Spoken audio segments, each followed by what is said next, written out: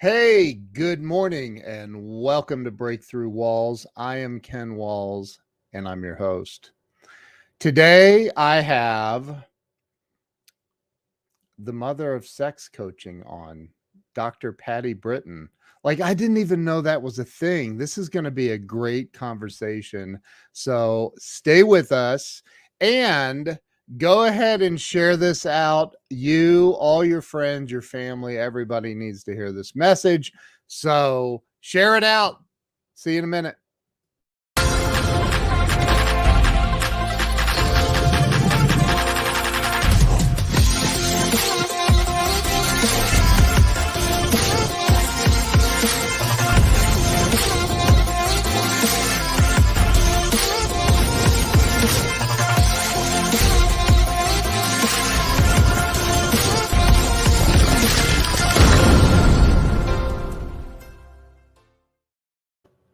And we are back. Let me bring Dr. Patti on. Dr. Patti, welcome to the show. Thank you. Good morning. Good morning. You are way too awake for it only being 8 o'clock. Wait. You have all this energy. I'm like, wow. So Dr. Patti, I started can I just call you Patti? Please. Whatever feels right.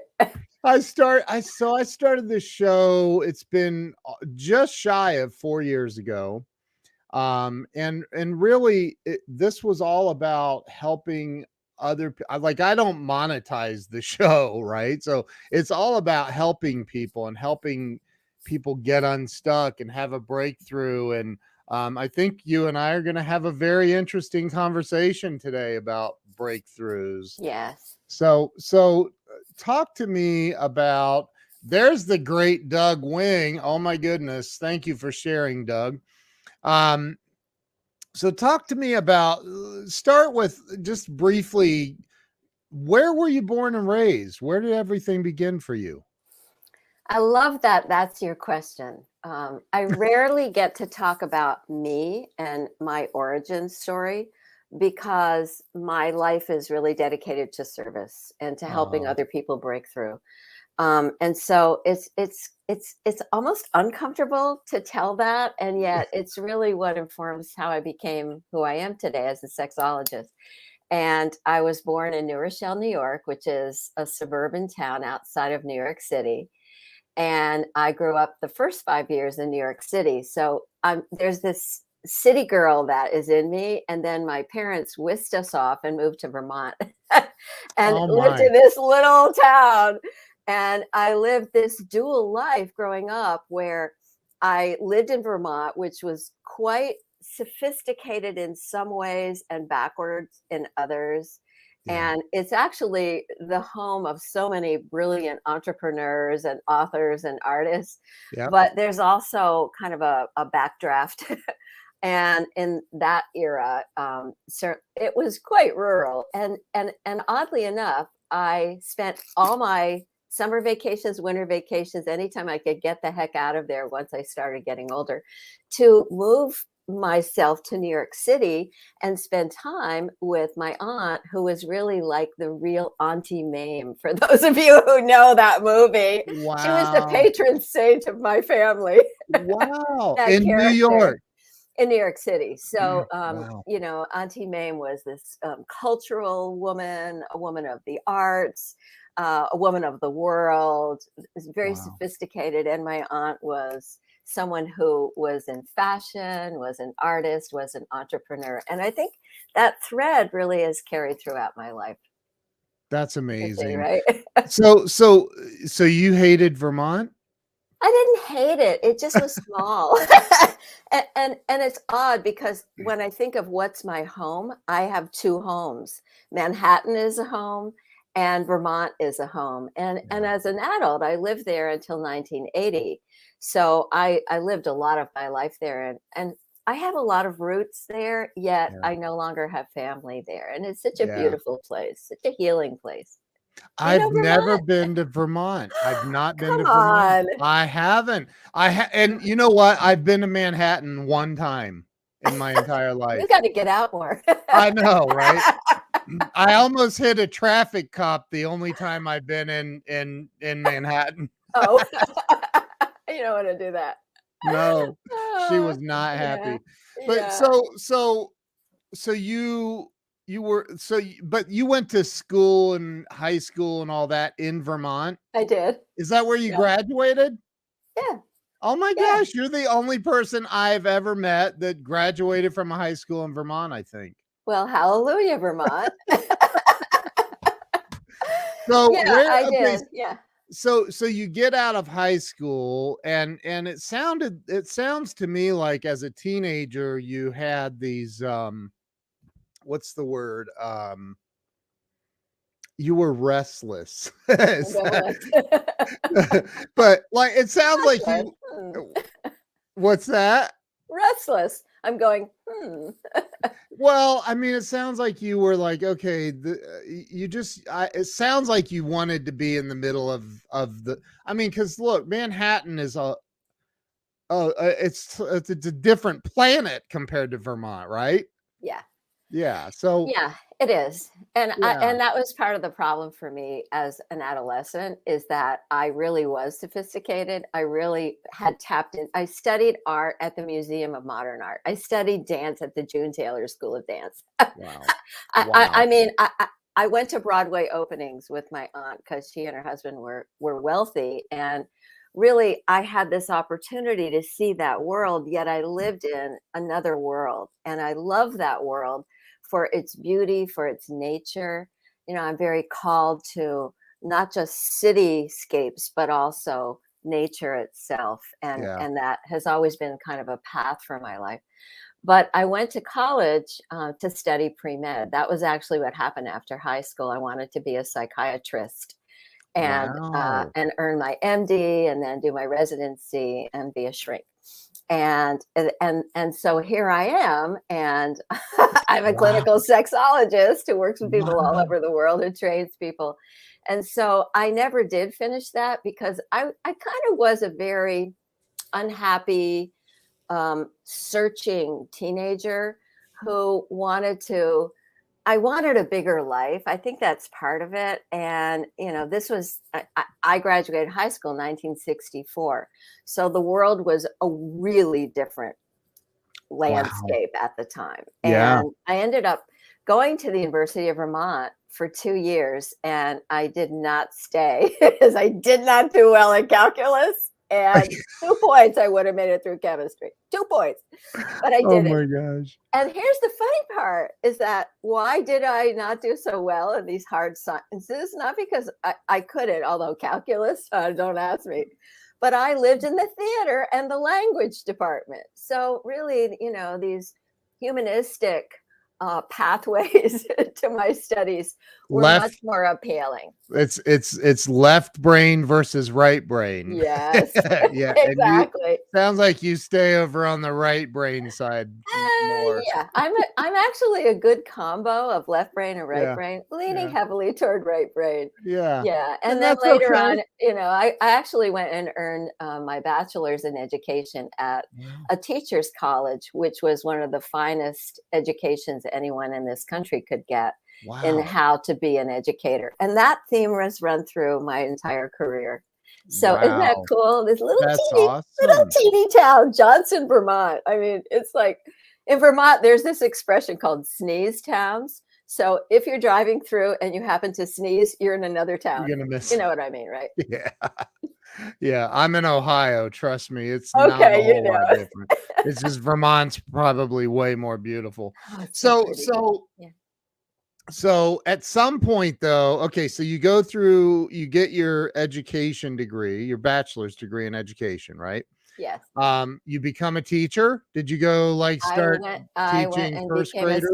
I became certified open classroom K through 6, but I Wow. never taught because at that time there was really a flood of people coming out from these different programs who were qualified teachers, and there was not a need for teachers.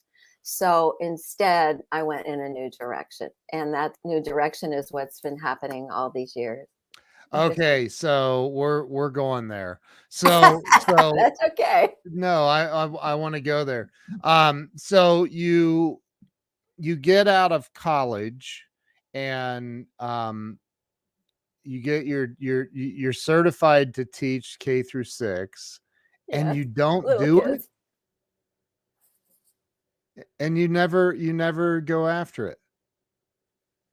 No, no. Wow. It just I think that part of what happened is that I realized that children, especially fourth graders, are cruel. And I had a really hard time managing them. Oh, Lord. And Yeah. instead, I become an adult educator. That's really what I've done my entire life, has been an adult educator and not a child educator, even though, I'm an advocate for comprehensive sexuality education for children. Let me be very clear about that. Yeah. And a lot of their stuff happen. Um, I see spinning wheels. Yeah, Am your I here? I think your internet connection has something's happened. Oh, Can well, you can you hear me? yeah, you're fine. Yeah, yeah. Okay. It's Yeah. stable. And Uh-oh. We have lost Dr. Patti. Can everybody still hear me? Oh, hold on. You're back? Are you I'm back back? at that. Yeah, I think Yeah. your internet I think something has happened with your internet connection. It's very unstable, I believe. Well, I'm here now. Okay. Uh, this is all I have. Okay. And Okay. I live on Zoom, so it's the first time this has happened in really months and months. Wow, Sorry okay. about that. That's all right. It's all good. So you decided you're not going to pursue educating children in the traditional sense, at least. Where did things go from there? Well, I have to think, it was an era of really growing up and exploration. And it wasn't very long until I went from Vermont to New York to California and began to really explore business, interestingly enough, and Mm, then ended up back in Vermont. And that was really the trajectory. I was a single mom at that time. I had a daughter, mhm. and that was radical for that era. And I also was really someone who enjoyed, like, I'm here. break. I'm here. Okay. What's happening with technology Yeah, today? you're good. But I've always enjoyed being that breakthrough person.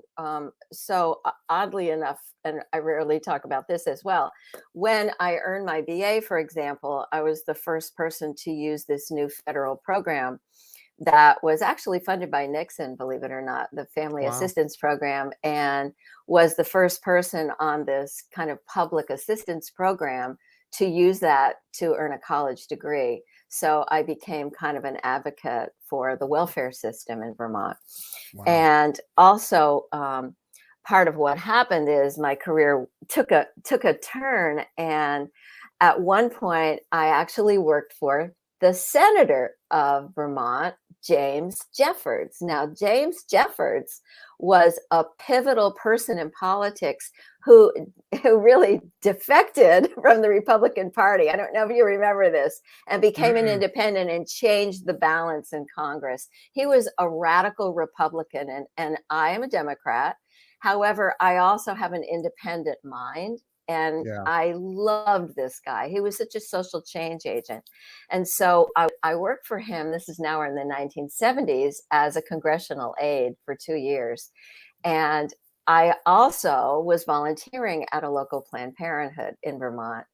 And that's really the beginning of the career that I've been in since the middle of the 1970s, which is sexual wellness, sexual health, sex education, allowing people Wow. to know that sexuality is and expressing your sexuality is actually your divine birthright. I like to frame Wow. it in that way. And Yeah. so I was a volunteer, as an educator, as a fundraiser. Then I ended up in New York City at the National Office of Planned Parenthood, which was almost an 8-year career change. That was Wow. extraordinary. So back to my other Wow. home, Vermont, to Wow. New York. How, And that was really an incredible experience for me to be the associate director of education for the whole country. wow. And I did all kinds of things there. So the story does go on, but I'll pause here. That's incredible. So you, Yeah. I mean, but at some point, so you're in California I am. now. I'm outside of Los Angeles right How now. long, how Yeah. long have you been in California? I've been in California for approximately 23 years. Oh, wow. Yeah, this Okay. time. I lived in California. It's really weird. My family were kind of itinerants in the sense that my father moved the family from New York to Vermont to California and back to Vermont. And I have lived New York, Vermont, California, New York, California. That's been my Wow. pattern. Don't Wow. think that our parental history doesn't inform us. No kidding. So Yeah. you, but so one of the things that I find curious in life and people is I think that quite often when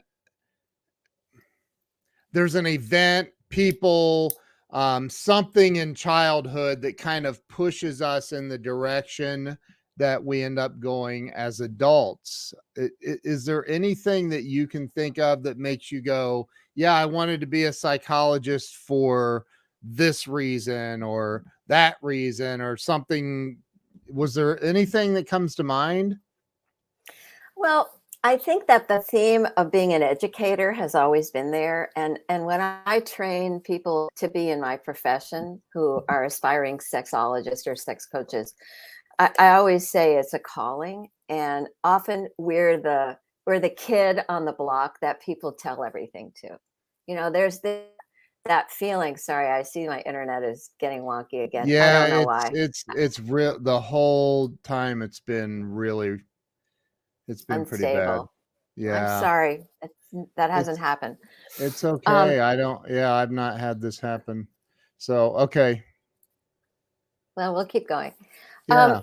and I think that the era, like I always teach my students that the context of the social context, the cultural context, the time in which you live has a lot to do with who you are and who you become in business or in a helping profession or whatever it is that your path is as a career trajectory.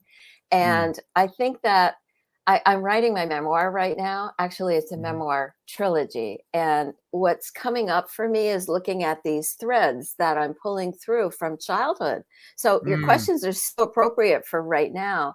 yeah. And I was a kid entrepreneur. I started working at age 4 for that aunt Wow. in New York as a runway model, paid stocking Wow. and a shoe model all of my growing up. And I always had little businesses, whether it was greeting cards or whatever. Yeah. And so I think that entrepreneurship has always run through my life. And I have such a gift that I've been able to share with others in the business trainings that I offer. And also sex positivity. I think that that's something you grow up with. You grow up with a value system in your home. And my mother, in particular, was such a positive light. She was such a force for positive everything. She could turn tragedy into comedy. There was a lot of comedy in my family growing up. That's And, awesome.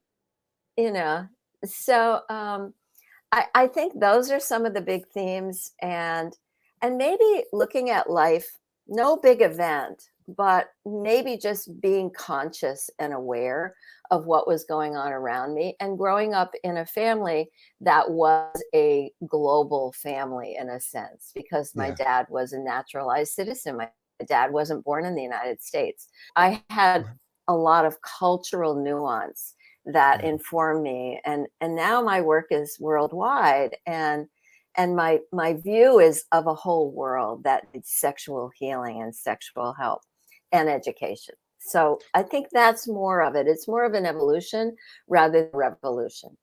Wow. So what do you I mean, I'm assuming that you've probably seen thousands of patients, people that come to you in your practice. What are some of the common things that you see, especially among couples? Do you do a lot of couple therapy, sex therapy? Yes. So first, it's important to distinguish between therapy and coaching. I'm a Okay. clinical sexologist.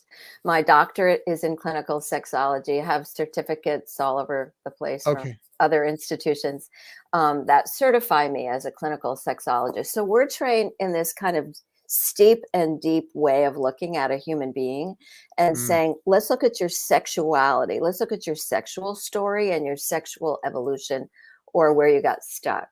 And mm, I married clinical sexology with life coaching as a way to work with my clients. So it's not a judgmental approach. It's right. not a hierarchy. It's a collaboration. It's like, give me your hand and we'll walk down the path together and we'll have Yeah. fun doing it. But it's a talk only method for people Yeah. to really figure out what's blocking you. And then I create action steps for them to take literally. They do a lot of behavioral change.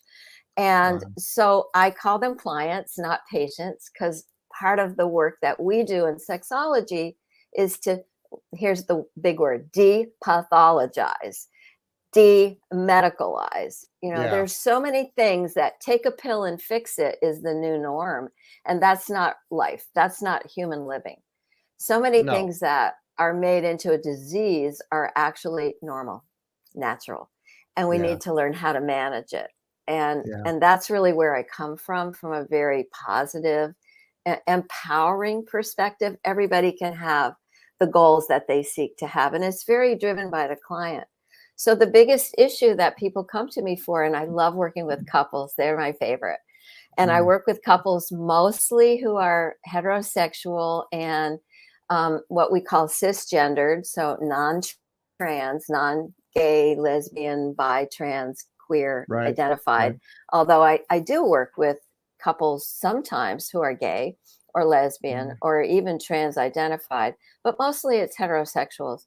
The biggest issue is sexlessness, no sex. I have mm. people married 20 years who come to me and say, well, doc, we haven't had sex in 5 years. I don't know, honey, what was it, 10 years ago? And Wow. it's they're almost dead on arrival by the time they get to me. Yeah. They're suffering. They've reached the end of their road. They've often tried therapy. Most therapists, psychotherapists, haven't been trained in sexuality and sexology. So they reach their wall. They Mm, go, okay, we've done the couples communication, we've looked at your family of origin, we've done all the work around your stuff, your trauma. Now I don't know how to help you have sex again or overcome those feelings or thoughts or know how to have beautiful, connective, pleasure filled sex. That's my mm. job. Wow. So are so many questions. So, I know um, that wasn't really a fair no, answer, no, no, was no. it? And thank goodness you primarily work with heterosexual because that's the only thing I personally can relate to. So my Yeah, yeah. questions will be, but like, so when you are working with a couple, I mean, because I know that there are psychological blocks that happen for every person on an individual level, right? Yes. I just had John David Mann and his wife on recently, and they just wrote a book called The Go Giver Marriage, and Mm, and they're amazing, and she's a psychologist, and so we talked a lot about the working on yourself individually. Do you, because you said you don't get into the blame thing, right? Or whatever however you worded it. when you're working with a couple, do you encourage them to do self-reflection first, or how does that work? Am Okay, I so asking the right question? I'm not it's even an sure if I'm well, it's an asking the right interesting question. question because when you look at a couple, there are this is why I enjoy working with couples so much. There are three entities. Yep. There's heterosexually, Yeah. he, she, and it, the Yeah. relationship. Yeah. Most of the people that I work with, well, actually, right now, 100% of my clients are referred by their therapist, even Oh, their couples therapist, wow, that's because awesome. therapy often in psychological terms is looking at the trauma, the family of origin issues that block a person from being sexual with a partner, or the resentment, or whatever it is that may be stopping them from Yeah. being free to express themselves. And what I work with is I work with the bullseye approach. In the center of the work that I do is sex and sexuality. Yeah. So out of that, there are circles that emerge. And if this is my belief and my experience, having worked with hundreds, if not thousands of people, that is when we shift the patterns in that bullseye, guess what happens? All of life begins to change. So if I teach you boundaries, healthy boundary setting about touch, or if I teach you that you're actually aversive to pleasure, all kinds of pleasure, and we break through that wall of I don't deserve pleasure. I don't deserve to have my needs met. Or just had a man working with a new couple. I love working with couples again, who's saying, my whole sex story is this: I want her to be having pleasure. No, where's your pleasure? Because when you begin to feel your pleasure, you can begin to connect, and now you can have flow between you. So, my work is first, I have a system that I work with. First, I look at the couple and I have them come in and set their joint goals. And then, guess what? I separate them so Oh, do that you? absolutely. So that she and he each have private time with me. Yeah. Private time to look at their sex and relationship history. Private time to look at, I have a whole cadre of assessment and intake Yeah. forms that I have my new clients fill out, including things like, this is going to sound crazy, if you identified with an animal that's like your most alive erotic self, what would that animal be? So Mm. if somebody says a sloth, that gives me a lot of information, right? I'm not a sexologist, and that just told me a lot. Or if they say, I'm a panther, and I Yeah. say, so then later in the process, maybe I can have them access not the panther, but the energy, the Yeah. feeling of the panther inside. And that's just one tiny bit of an entire Sure. process. And they get to tell me their secrets, because often in couple relationships, there's something that is a secret that they have been terrified to share about or to their partner. Like, honey, when you touch me there, I want to cringe. Or, Mm. you know, what I really wish you would do is, so those longings, those fantasies, I love my husband. I've been with him for so many years, but I'm doing shots every time. Oh dear. Okay, we've got an orangutan in the room. Um, Tracy is awesome, by the way. that's great. But what happens is we don't want to say to our partner, I'm I here. don't I don't like the way your breath smells.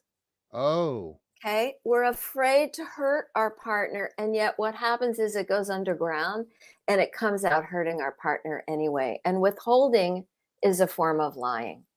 So my work is getting people to be true, to be wow. authentic, and to find out, who are you really? Because you have to know who you are in this relationship to be Yeah. able to share it with your partner. And it's sharing it with your partner if that partner is your partner for one night or 100 years, which is possible, I suppose, as we Yeah. get more anti-aging medications and and Right. techniques, right? So it's I believe that I'm so blessed to do the work that I do because I save lives and I save relationships. And sexual pleasure, sexual connection Sexual expression is part of health. This is the really big message I want to give you. Yeah. Wellness means the whole person is operating freely and fully, and our sexual self is a part of our essence of being human. And too often I see people who are sexually and erotically dead. Too often, and it I, troubles me. you know, it's sad that it's almost taboo to talk about it. Yes. Yeah. It's sad, but I'm underscoring it's sad. And I'm a Republican, and I'm like big time. I think that Yeah. people need to talk about it. Yeah.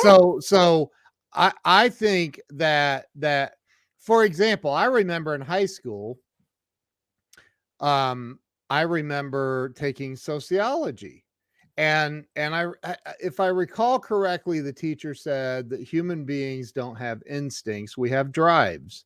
And Mm-hmm. and he said the two primary drives that every human being has is hunger and sex. And I remember thinking, that makes sense. Like, it just makes Yeah. sense. Yeah. But yet people don't want to talk about it. Well, there's shame. So the biggest culprit, the enemy in our world is toxic shame. Yep. I'm ashamed to ask for what I want. I'm ashamed when I look in the mirror. I'm ashamed that I might like my partner to do this. I'm ashamed that I never did this, whatever it is. So shame is really what blocks us. And unfortunately, it's kind of like a waterfall that begins in childhood and stays with most people until you either overcome that yourself, which is hard to do, or you find a clinician who can help you overcome that. Theodora says, what would you tell a single woman when it comes to having sex? I feel like men take advantage of sex. Am I wrong? Well, I think that you have to know you, and you have to find your voice for what you want. And again, remember, I just mentioned earlier, healthy boundary setting. So when you know yourself and when you feel the courage and the empowerment, you're going to set the boundaries. And sex, especially for a single person, and I love talking about online dating, for example. Even at my age, online dating is something that we talk about. I'm in my 70s. What's going on is that we have to actually know how to communicate and how to negotiate. It's a negotiation. And I think it comes back to, we're so afraid to talk about it. It's interesting. We are less afraid of doing it, meaning tab A and hole or slot B, than we are about talking about it. Right. Okay. Talking about it is where I can't do that. And we have to step over that block and move into, it's okay to talk about it. In fact, we must talk about it. And I think my hubby likes hunger more. Yeah, I've seen that. And I think that women find heterosexually men who are vacuuming hotter than a lot of other things. Like, honey, do the chores. And that turns me on. Wow. But let's not get into a gender role slam fest here. Yeah. What I think is really important is that we're living at a time right now. And for all of you who are watching or listening, we have to turn around this man bashing that's going on. We have to stop what I call the demonization of men, because men need support. We as heterosexual women need to help men be able to be with us, not demonize them. And I'm starting to talk about this more and more and more. The Me Too movement was absolutely necessary. Exploitation is absolutely unacceptable. Crashing boundaries, touching people, unwanted touch, whatever form or age or conditions that may be happening in. But let's not make men the enemy, especially if then we want to love them. I'm off my soapbox now. No, I think, and back to Theodora's question. Theodora's a dear friend of mine. And she says, I feel like men take advantage of sex. Am I wrong? And I think that, I've been married for 12 years now, but I, you know, and a monogamous marriage. But Good. you know, I think that I, I I I just think that men get a bad rap. They do. I when I was single, well, I won't even go into that. Never mind. But you know, No, talk to the doctor. It's okay. yeah. No, but I mean, you know, I dated a lot, and you know, it takes two to tango, and I, you know, I don't, and I realize that there are other variables involved, but it takes two to tango. Well, here's the truth. The biological truth is that men have testosterone at 20 times the concentration of the levels of testosterone women have. Right. So when we look at what is biological, we see that a 17-year-old boy is on the horny edge. He can't control himself sometimes. He's like, gotta have something. And Right. so as I men don't know age, what you're talking I about, know but you wouldn't relate to this, but you know, the turning point for men is around 40 when the decline begins. The turning point for women is much later. And so wow. part of what is happening is the biological imperative, the push to express oneself. But really, I see a lot more. It's interesting. I'm seeing a lot more females with higher drive, higher libido, higher sexual desire. I'm lumping these all together than their male partner. This again, looking at couples. Right. And there's a decline in desire. If we look at national studies and international studies as well, we're having what Bill Maher refers to as a sex drought.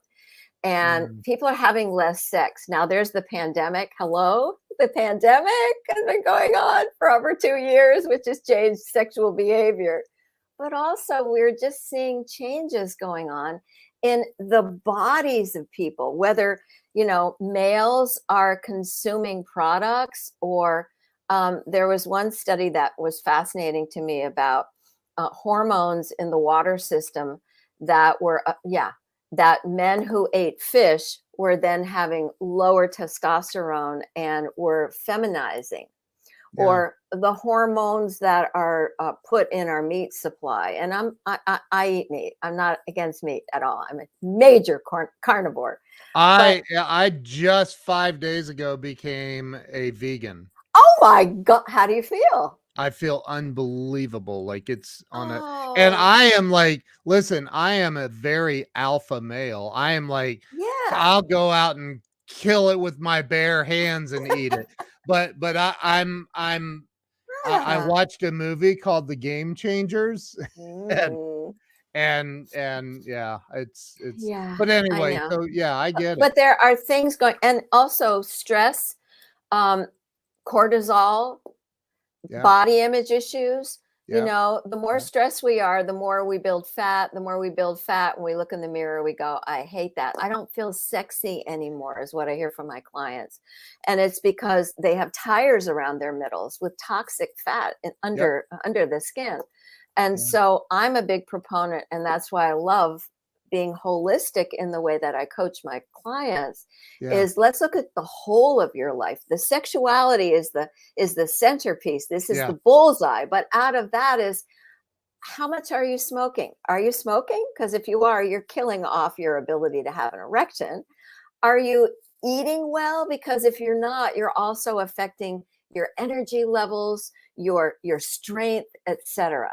And fitness. I am so a mm, loud voice for move your body.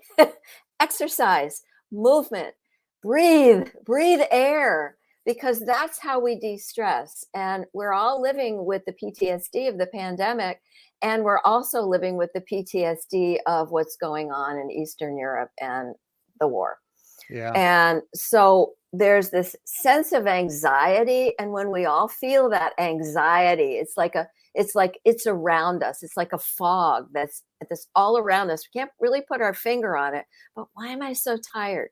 And the other thing that I find with my couples in particular is that two things. One, they put sex at the end of their to-do list for the day. So they've got all this stuff that giving pressure cooker, pressure cooker, pressure cooker. Yep. And then it's like, oh God, we forgot to have sex. I better have sex because it's been how many days? That's what they say to me. And so 11:55 at night, they say, okay, let's have sex. Well, it's not going to be great sex and things may not work in the sex department. Okay. Right. So prioritize it and also get off the damn phone. This is what I say all the time. You guys, get off the phone, turn it off, put it on do not disturb. Don't let a smartphone or a laptop or any other device run your life. Connect. I feel the same way, and I feel the same way about the news, because I don't, I honestly, like, pandemic is not even part of my vocabulary, and it's because I haven't watched the news in 15 years, and I refuse to watch the news. I will not turn on the news.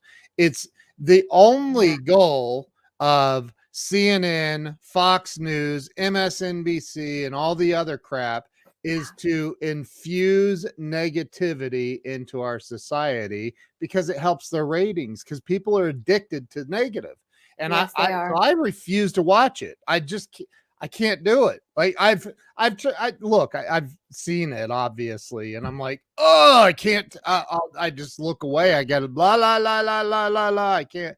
Yeah. Yeah. And Well, I think don't look now, because the images coming from Ukraine are enough to shut down all of our energies. I believe our sexual energy is our life force energy. And when we shut all this down, this is part of what affects people becoming sexless. And guess what else happens? They become touchless. And we need touch as humans. We live in a body that is sense driven. We need touch to thrive, just like infants, all the studies about infants. So when you're not being touched because you're afraid that it might be a pressure to have sex and you sure don't want sex, and when you're sexless and you're not, if you don't use it, you do lose it. Don't ask me about atrophy. You don't want to know the bad news about that. yeah. So, cultural differences in sex. Theodora, you are very interactive. This is great. She's Well, awesome. I don't know what you want to know, because I have students and clients all over the world. I've worked with clients from China, actually a lesbian couple that I helped get married years and years ago. I've had couples in Greece and in Canada, and I also have individual clients, obviously, all around the world. I have a couple in Australia right now I'm working with, another couple near you in Ohio. They live in the middle of the country area. Yeah. But, Theodora is in Denver, I believe, and she's from Romania. So yes. So culture plays a role, because culture gives us a framework of what's okay and what's not okay. And so part of the work that a clinician like me or any other sexuality expert should be doing is to find out, what are your values? Because, for example, in certain cultures, exposing the female body is forbidden. So do you then say, well, there should be no sex in that culture? No, you find ways that fit within that. In certain cultures that may have a heavy religious tone, there may be a ban on self-touch, on masturbation. And masturbation is a healthy outlet for our sexual energy. In fact, we know from studies that as men age, if they're not engaging in full sex with a partner to orgasm and ejaculation, I hope these words are okay for all of you, what'll happen is they'll probably be having a blockage in the prostate. So if they're not having full partner sex, they need to be masturbating in order to clear and clean the prostate so they don't end up with prostate cancer. Wow. So there are a lot of health-related issues regarding our sexuality. It isn't just the fun. It should be fun and playful, but it's really very important that sex is alive and well for you and your body and for your relationship, if you have that kind of an agreement. Sometimes I talk to my couples and I say, what's the contract that you're living under? because Mm, you said you're in a monogamous relationship. And then it may be someone else, a couple may come see me who's in a monogamous relationship, but their secret is he's been seeing someone on the side, or she's been seeing someone on the side. right. And what Okay, I does should that do? say on my side of the relationship, I'm fairly certain that we're in a monogamous marriage. I'm But not. hey, I'm not implying. yeah, I know you're I'm not. really I speaking know. to I'm others. playing. I'm playing. But and by the way, the words that you just used, you will not hear on CNN, only on Breakthrough Walls. Thank you. And they should be talked about because they're healthy. They're part Yep. of health. Um, There's and my buddy Dennis who lives in China. He's a well, professor there. yes. So in 2013, Dennis, I had the privilege There's my of. wife. She said, yes, we are in a Hey, Jill, I'm with yeah. you. Yeah. In 2013, a group of us from California, well, actually, the United States and Canada, sexologists went to China for a Chinese American summit on sex and sexuality. It was amazing. It was just amazing. Wow. So, yeah, China, it has very strong cultural values, and it's very complex, but everywhere it's complex. Sex is layered, complex, and deep. It's not a simple thing like fixing a broken nail when sex is not working for you. What was Mm. that last comment? Brian said, I stopped watching the news. Yeah, Brian's a good Yeah. friend of mine. Yeah, I don't understand why people watch it either. I do. It's an addiction, but um Well, I have couples go on news fasts and on fasts. In yeah. other words, stop getting drunk on this bad news because it's all Yep. bad, Yep. except for CBS Sunday Morning. Good news. Yeah. And stop living on electronic devices. Not Yeah. because you're looking at news feed. I mean, social media, if you're in business, is essential. I just got to Yeah. say that. However, hanging out on social media, if you're running a business or you're an adult, forget about it. Yeah. It's a time drain. Yep. So, these electronic worlds that we find ourselves immersed in can really be harming our health. Yeah. I totally agree with you. Totally. Theodora, stop typing while you're driving. What in the world? So I'm worried for her. yeah, I know, right? She's amazing though. So you when I guess when you how do I say this? What is the top, let's say, three things that a heterosexual couple that comes to you, what are the top three things that they're struggling with? I mean, obviously, people are not going to come to you if they're having too much sex. Well, maybe, Well, I they don't may know, be. but so I know there's a lack of sex has to be at the top. Yeah. Yeah. So uneven desire is a huge one.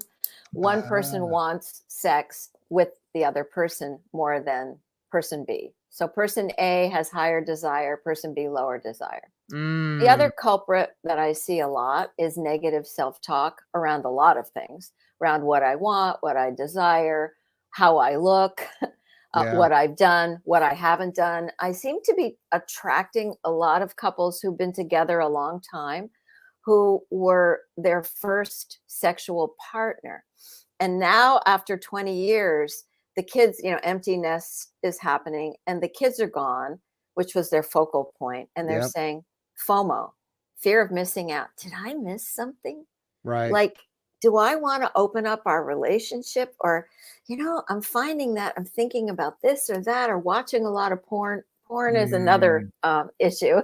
yeah, Not knowing how to regulate yourself, yeah, to yeah. know how much and when and whether to watch porn instead of saving that energy for your beloved. And Amen. I don't look at our sexual behavior from an addiction lens. I Yeah. look at it as a management problem, managing your energy, managing your time, managing your impulses. But again, sometimes people need to get treatment to stop that compulsivity that's driving them. Yeah. And I think that body image issues and low desire, that I think the world is experiencing this, as I said earlier, a sex drought, because people are bottomed out. They've really lost energy. They're so depressed. They're afraid to come out into the world post-pandemic. There was a pandemic for a couple of years, just so you know. Was there really? Yeah, really. And it made people get stuck and locked in their own homes for like 2.5 years. And wear these things called masks. But anyway, I'm kidding with you. So I coming know. out of this isolation and this zone of fear is affecting people in the bedroom. This is part of what's happening today.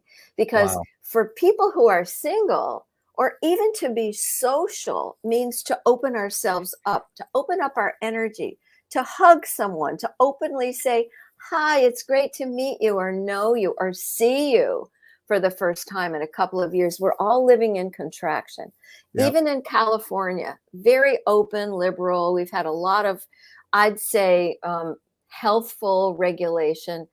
And people in my circles and my clients are like, I don't know if I want to hug anybody yet. I don't know if I'm really Wow. ready to go to a social event where I might meet someone. I want to keep my mask on. So it's really, Wow. we're still living. You're Yes. being serious. Yes. Wow. Dead serious. We're still seeing this. I've never even worn a mask. I don't know what that's like. Wow. You live in a different culture, you see. Yeah. This is what I say about Wow. the context of where we live. I live outside of Los Angeles, which was an epicenter for the pandemic. So Wow. fear is a contracting emotion, and we need to give ourselves permission to open up. And we Wow. need to feel safe. That's the thing. I see this in relationship. A lot of my clients are shutting down their sexuality, their sexual expression, because they don't feel safe. Maybe with a partner, maybe in the world. There, Yeah, my wife, different. it's It is different culture. completely different. Yeah. Amazing. I'm kidding. I wore a mask when I was in the hospital with COVID. So, but Yeah. so what do you think? I mean, normally this show is about, success, which, look, here's one thing I'm gonna say. I think that if your relationship is healthy sexually, you're going to experience more abundance of everything in life. That's right. T. Harv Eker, you know T. Harv Eker. I know, yeah. How you do anything is Is how how you you do do everything, everything. right? It's one of the Amen. mantras I teach. And Yeah. in terms of success, what's happened for me is that I shifted away from just client work, and I was also a professor and a dean of students and led Jeez. all kinds of trainings around the world. I'm a busy bee. I guess. My goodness. But Wow. what happened is when my book came out, The Art of Sex Coaching, I turned it into a training program, and it's now sexcoachu.com, which is an online training program that certifies sex coaches. I have students and grads in 80 countries all around the world. Wow. And I teach business. And that's where the success comes in. You cannot just be a great healer or educator or coach or therapist or MD even in private practice if you don't know how to do business, because you have to thrive. You have to take care of you before you can take care of the world. And that's what made the BOSC program, Business of Sex Coaching, really my passion project. That's the success part of the work that I do in the world, teaching how to be successful if you're working in this industry. I love it. I think that a friend of mine, Theodora, is still asking questions. I'll pop it up here in the And she's in driving. a second.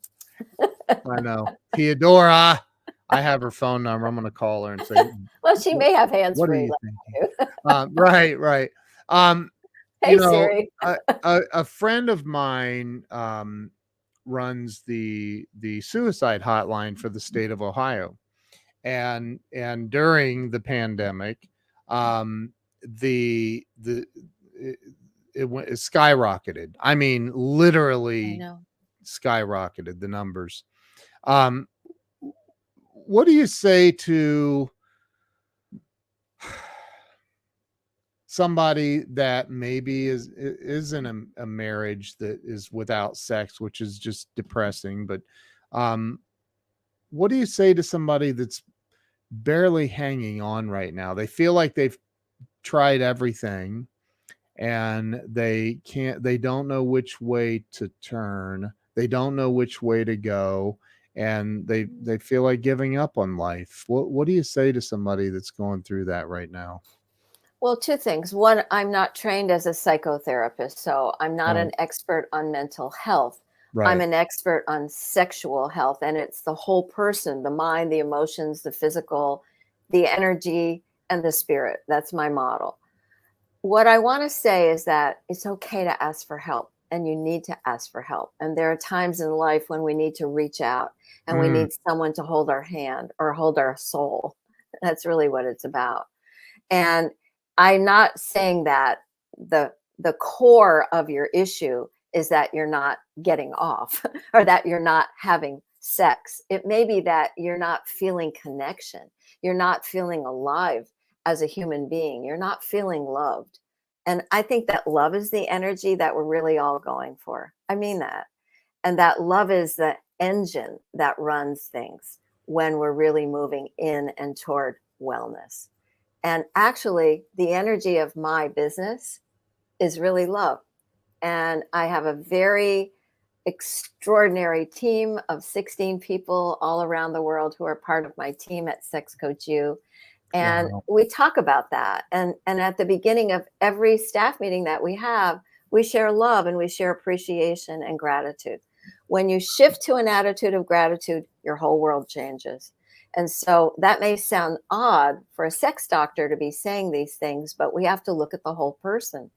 And it's okay to ask for help around anything that is getting you to that abyss of hopelessness and helplessness.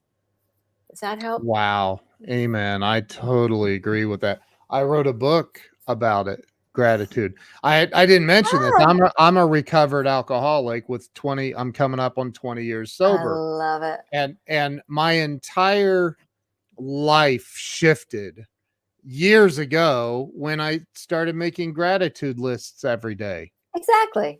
And I mean, Yeah. completely shifted. I Yeah. live in a state of gratitude. So Yeah. we're on the same exact page there. I Same can exact feel page. that. And you exude that, there's Thank you. something about you that is like this aura of shifting to the positive and not allowing the news, for example. The news is with big air quotes around it Oh, to stop you or infuse this kind of downer view of the world. There's a yeah. lot of bad stuff happening in the world. And at the same time, there's a lot of great stuff happening in the world. Amazing. Okay. Amazing. Yeah, Yes. amazing. And we Yes. have to focus on that. Focus on the good. Yep. And I know that Theodora has another question. She's a fountain of questions I love today. it. I love it. Why do Yeah. women not have orgasm? Well, in some ways, I'm going to answer that quickly. In some ways, the answer is they don't understand their own sexual response pattern. How does your sexual response work? There actually is science that tells us how that works. There's also something else that I see all the time, and that they don't give themselves permission to keep going. Those are the two magic words that I say when I'm coaching women to learn how to become orgasmic, and it's keep going. There's this sense that a lot of my female clients have, which is, oh, I'm taking too long. My partner doesn't want to keep whatever that partner is doing. They may be using finger or mouth or a toy or whatever.